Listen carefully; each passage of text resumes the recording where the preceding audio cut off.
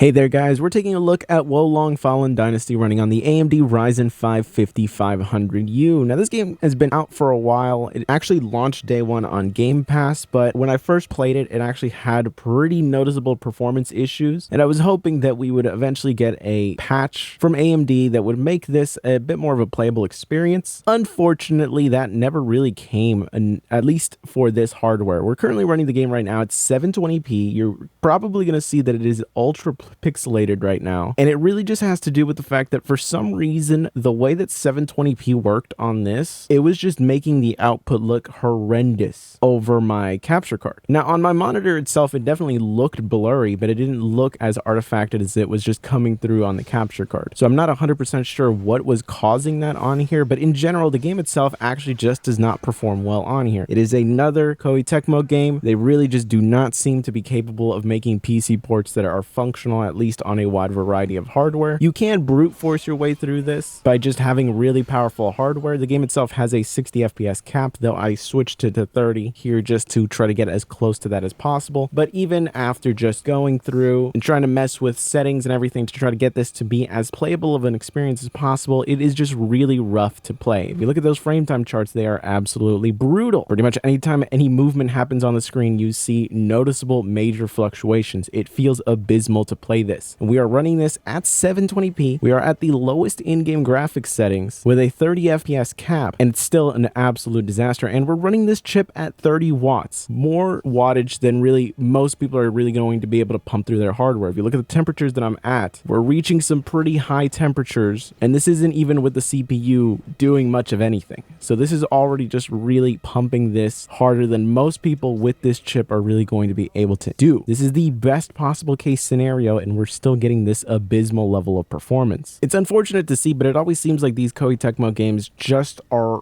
designed to be played on consoles. For some reason, their port team just absolutely sucks. They really can't release these games on PC in a fully functional state. I actually have a friend with an RX 6600, which is a very decent GPU. Not a very expensive one, but still a more than decent enough one that does more than a good enough job in a large amount of games. Does not give him a rock solid 60 FPS gaming experience on here, and we're not maxing out the graphics or anything. It's still not a rock solid experience. So in general, this game just does not seem to function that well on AMD hardware right now. I do still need to try it out on RDNA 2 based iGPUs, but at least with all the Vega ones that I've tried so far, it does not seem to function that well. And I did also try it on the 5600H and the 5600U. All of them really just provided around the same level of performance. It's an absolute disaster. Don't recommend playing it at all. Really disappointed to see. I was hoping that this would actually end up being a decent one, since I do want to see some PC competition in this genre that is actually pushing things forward, because so far the best company doing it is From Software, and they're not exactly the best. In fact, I would argue that the company that makes the Surge series is doing kind of a better job on PC. But as it stands, just trying to get through the opening area in this game was absolutely brutal, and I would recommend just staying away. I also did have the game crash out on me twice after going through the character creation screen and just trying to load into the actual game itself. It would just end up crashing on there. I tried it a third time to see if it would actually work, or if I was just going to chalk this up as an absolute failure. I still say it is, but at least the game was